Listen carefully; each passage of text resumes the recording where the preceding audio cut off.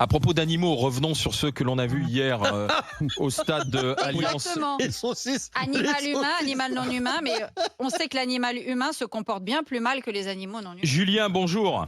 Bonjour à tout le monde, bonjour Alain. Bonjour Julien. Tu étais au stade hier, Julien. Alors raconte-nous un peu, Julien. J'étais au stade, j'étais aux abords du stade, j'étais du début jusqu'à la fin. Ouais. Alors déjà pour commencer, pour moi l'erreur de départ, elle vient du préfet. En sachant qu'il y a 8000 Allemands qui viennent, il n'y a aucun cortège de police. Déjà pour commencer, ils ont démoli la ville de Nice. Oui, parce que ça a commencé dans les rues de Nice. Hein, ça a commencé, oui. La pagaille. C'est ça, place Masséna, la boutique, ils l'ont tagué, ils l'ont cassé. Ensuite, ils ont fait la traversée par la promenade des Anglais. Oui. C'était n'importe quoi. Voilà. Après, à l'arrivée du stade, ils ont sauté sur les voitures de police. Ils ont commencé à jeter des projectiles et compagnie. Donc ça, c'est pas 50 personnes. Ils sont plus que ça. Non, mais bien sûr. Ben oui. Bien sûr. On nous baratine. C'est pas 50 mecs qui foutent la panique dans une ville. Julien, Oui. Ensuite, on a fait rentrer au stade dans la tribune qui leur était réservée, mais comme ils étaient trop nombreux, on a mis les autres dans une autre tribune aussi. On est d'accord ? Déjà, à la base, à l'Alliance, les visiteurs, il y a un parquage, je sais plus si c'est 1500 ou 2000 maximum dans le petit angle. Le problème, il vient de la billetterie, parce que la billetterie, elle a été la faute de l'organisation. On est bien d'accord. Ouais. Donc, tous les Allemands, ils ont pris 8000 places. Ouais. En sachant que tu as les 8000 Allemands, il faut faire une meilleure sécurité. On vous entend plus là, Julien. Vous m'entendez mieux ou pas ? Oui, Voilà, allez-y, bougez Julien. plus. Ouais. On avait un manque de sécurité de la police. Ensuite, nous, on était pacifiques dans notre tribune. Je peux vous garantir, après, je ne sais pas si vous voyez les vidéos. Oui, on les a vus, ouais. Ils ont escaladé, ils sont venus pour en découdre. Ils sont pas venus.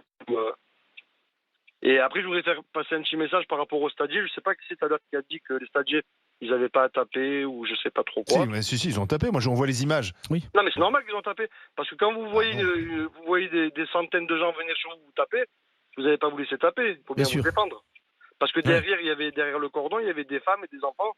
Je suis d'accord, mais j'ai l'impression que certains stadiers ont pris part peu au jeu de la bagarre. Voilà. Julien, c'est ce qu'on voit sur certaines images. Julien, qu'est-ce qu'ils foutaient là les 20, 15 types parisiens, là, les supporters, les pseudo-supporters parisiens là. Après, c'est les groupes d'ultra. Il y a toujours des affinités entre certains groupes ultra. Il y a des ultras Ouais, qui rejoint. Alors Julien, attends, parce qu'on a Stéphane qui est avec nous, qui est policier municipal et qui était au stade hier aussi. Bonjour Stéphane. Oui, bonjour GG. Bonjour. Alors, comment allez-vous ? Bien, Stéphane. Y a-t-il eu un sous-dimensionnement du dispositif ? Ouais, je vais pas aller jusque là parce que je suis simple policier municipal, donc on va pas commencer à avoir des discussions comme ça. Il y aura sûrement une commission d'enquête qui se fera. Voilà. Moi, je voulais réagir un petit peu de ce que j'ai vu moi sur mon poste. C'est très simple, la police municipale. Donc, je salue aussi mon ancien collègue du RAID là, qui est présent. Salut. Je vais juste un petit peu te dire, 500 policiers municipaux, t'es d'accord avec moi, c'est en théorie. Oui, j'entends bien. Surtout si on compte les femmes de ménage et les secrétaires, ça fait 500 à la fin. Et vous êtes une des plus grosses polices municipales de France avec Marseille, quand même. On est d'accord. Mais après, tu comptes à peu près, ça te fait à peu près un effectif d'à peu près 10 patrouilles, donc 30 à 40 packs sur le dispositif. J'entends bien. Donc voilà, t'en as pas 500 qui sont autour du stade, à nasser le stade et tout ça. Et puis c'est pas notre rôle, on n'est pas compétent pour faire du maintien de l'ordre. Tout à fait. Il y a les CRS qui étaient présents. Faut savoir qu'il y avait une CRS qui était présente, faut savoir qu'il y avait les gendarmes mobiles qui étaient présents aussi en plus la compagnie départementale d'intervention. Tout à fait. Donc ça faisait quand même du monde. Il y avait permets-moi de dire, il y avait 3 UFM, unités de force mobile, donc qui représentent un peu plus de 300 personnes, plus 4 supplémentaires sur la fin. Et donc ils sont pas arrivés à maîtriser 50 mecs. Vous nous prenez pour des cons. Mais si, mais vous nous prenez pour des cons. Attendez. Attendez, Étienne Lebig, éducateur, qui nous parle de sécurité. Non, mais vous vous rendez compte ? Visiblement, bravo. Je crois que vous n'avez pas le droit d'en parler là avec ce qui s'est passé. Vous étiez 300 plus 200 plus 150 et 50 Allemands franchement, vous sont foutus dans la merde. Tu me fais rigoler. Reste éducateur. Non, mais dites, non, mais c'est pas la peine de me traiter par le mépris. Je te dis juste que je vois. Non, les forces de l'ordre. Je dis juste que si vous étiez 300 plus 400 plus 200 je dis juste qu'ils n'étaient pas 50, ils étaient 4000. Le commentateur du bistrot, voilà. Le mec, qu'est-ce qu'ils ont fait? Arrêtez un peu avec ça. Attendez, je voudrais qu'on revienne vers Stéphane. Tu vas parler, Barbara. Mais si, tu vas parler. Je voulais juste réagir une chose.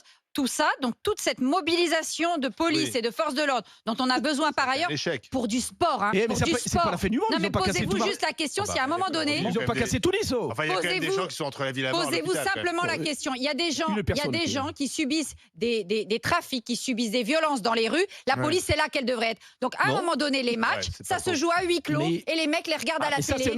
Et ça s'arrête. Eh ben voilà, qu'on arrête les matchs à huis clos. Ne dites pas comme tu dis. La police a autre chose à faire. Incapables d'assurer la sécurité. Moi, je dis la police a autre chose à faire. C'est notre argent, c'est l'argent du contribuable, la police. Donc moi, je vois pourquoi la police, elle serait tout le temps mobilisée pour ces débiles. Excusez-moi. Mais ça fait partie de la sécurité publique. Revenons vers Stéphane.